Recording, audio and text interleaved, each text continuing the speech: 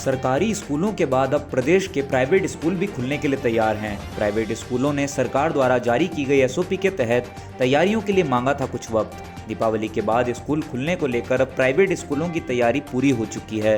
स्कूलों ने एक बच्चा एक बेंच सिस्टम से कक्षाएं चलाने का निर्णय लिया है। दरअसल शिक्षा विभाग ने सीबीएसई से संबद्ध करीब 62 और अन्य 350 स्कूलों से कार्य योजना बनाकर उपलब्ध कराने को कहा था। दीपावली के बाद स्कूल खोलने का ऐलान करने वाले स्कूलों ने कार्य योजना बनाकर विभाग को भेजनी शुरू कर दी है। पीएसए हल्द्वानी के अंतर्गत आने वाले 62 स्कूलों ने सभी योजनाएं विभाग को बता दी हैं। योजना में मुख्य बात वन बेंच वन चाइल्ड की पॉलिसी है। इस पॉलिसी के तहत एक बेंच पर केवल एक ही बच्चा बैठेगा। इसके अलावा हर क्लास के 50% बच्चे ही रोजाना स्कूल बुलाए जाएंगे। स्कूलों में बच्चों के लिए आइसोलेशन रूम के साथ साथ चिकित्सकीय सेवा भी उपलब्ध करवाई जाएगी। इसके अलावा ना तो स्कूलों में खेल प्रतियोगिताएं होंगी और ना ही असेंबली ग्राउंड में असेंबली कराई जाएगी। असेंबली अब कक्षाओं में ही कराई जाएगी। स्कूलों में 10 मिनट की जागरूकता क्लास भी चलाई जाएगी, जिसमें बच्चों को कोरोना से बचाव के लिए जागरूक किया जाएगा। और छुट्टी के समय टीचर्स बच्चों को स्कूलों में 10 मिनट की जागरूकता क्लास भी चलाई जाएगी, जिसमें बच्चों को कोरोना से बचाव के लिए जागरूक किया जाएगा। और छुट्टी के समय टीचर्स बच्चों को शारीरिक दूरी का पालन करते हुए गेट तक छोड़कर आएंगे।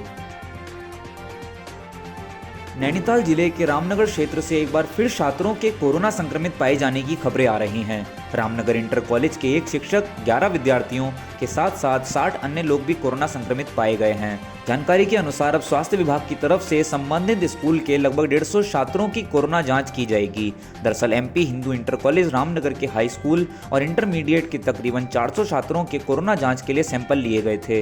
गुरुवार को रिपोर्ट आने के बाद पता चला कि कई लोग कोरोना संक्रमित पाए गए हैं, जिसके बाद से ही आसपास में और अन्य छात्रों में खलबली मच गई। कोविड के नोडल अधिकारी प्रशांत कौशिक ने बताया कि जो छात्र पॉजिटिव आए हैं उनकी कक्षाओं के छात्र छात्राओं का दोबारा जांच कराई जाएगी। साथ ही स्कूल को अभी बंद रखने के निर्देश भी दिए गए हैं। इसके अलावा स्वास्थ्य विभाग द्वारा जारी हेल्थ बुलेटिन के अनुसार नैनीताल में 4, हल्द्वानी में 2 दर्जन से अधिक लोगों की कोरोना रिपोर्ट पॉजिटिव आई है। जिले में कुल मिलाकर 60 लोग पॉजिटिव पाए गए हैं। हल्द्वानी से रामपुर की तरफ जाने वाले यात्रियों के लिए लो नीवी की तरफ से तोहफा सुनिश्चित किया गया है। दरअसल रामपुर हाईवे के सुंदरीकरण को लेकर चर्चाएं तेज हो गई हैं। केंद्रीय परिवहन एवं राजमार्ग मंत्रालय ने लोक निर्माण विभाग के प्रस्ताव को मंजूरी दे दी है। उत्तराखंड की सड़कों से जुड़े तकरीबन 12 प्रस्ताव मंत्रालय के पास भेजे गए थे, जिसमें से इस मार्ग की सड़क भी एक थी। हल्द्वानी से टांडा चेक पोस्ट तक का हाईवे लोक निर्माण विभाग हल्द्वानी खंड में आता है।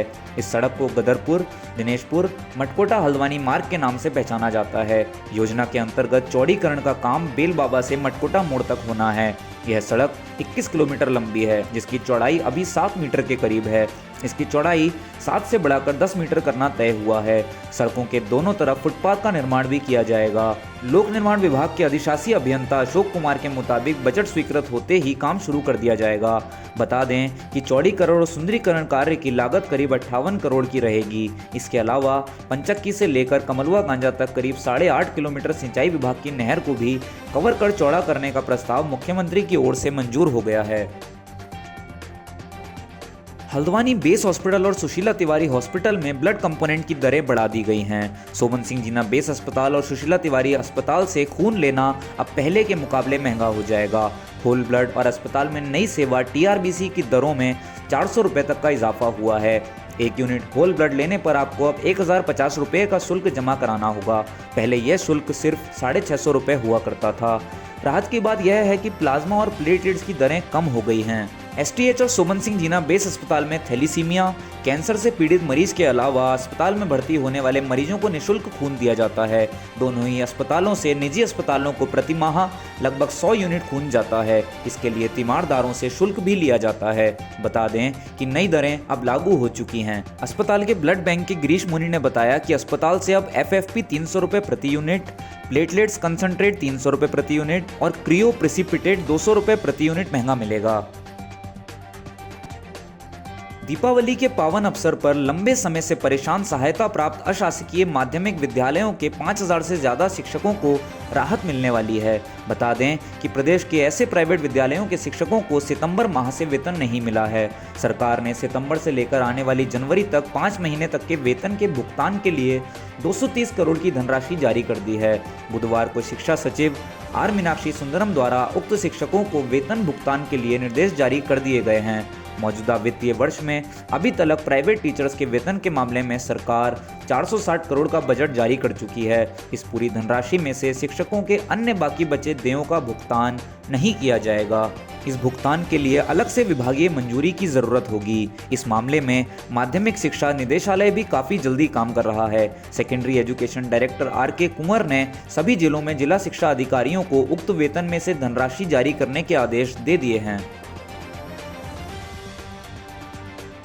पर्यटन मंत्री सतपाल महाराज लगातार उत्तराखंड पर्यटन को बढ़ाने हेतु मंथन कर रहे हैं। उनका मानना है कि राज्य को आगे बढ़ाने के लिए युवाओं की जरूरत है। उनके माध्यम से उत्तराखंड अपने आप को सैलानियों के सामने क्रिएटिव ढंग से पेश कर सकता है। राज्य की सड़कों को बेहतर बनाया जा रहा है। पर्यटन मंत्री सतपाल महाराज ने बताया कि दून से मसूरी के लिए 300 करोड़ में PPP मोड पर रोपवे का निर्माण किया जाएगा। यह विश्व के सबसे लंबे 5 रोपवे में से एक होगा। धार्मिक पर्यटन को बढ़ावा देने के लिए महाभारत सर्किट, रामायण सर्किट, सीता माता सर्किट बनाया जाएगा।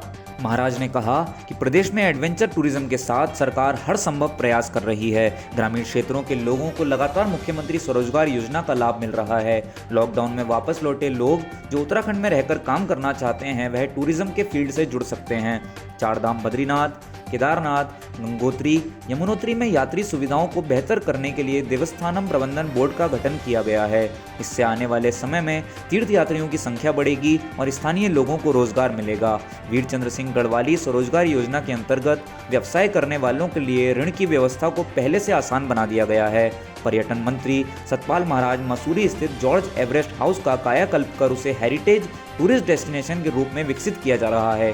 टिहरी झील को वाटर स्पोर्ट्स डेस्टिनेशन के रूप में तैयार करने के लिए कंसल्टेंट नियुक्त किया गया है।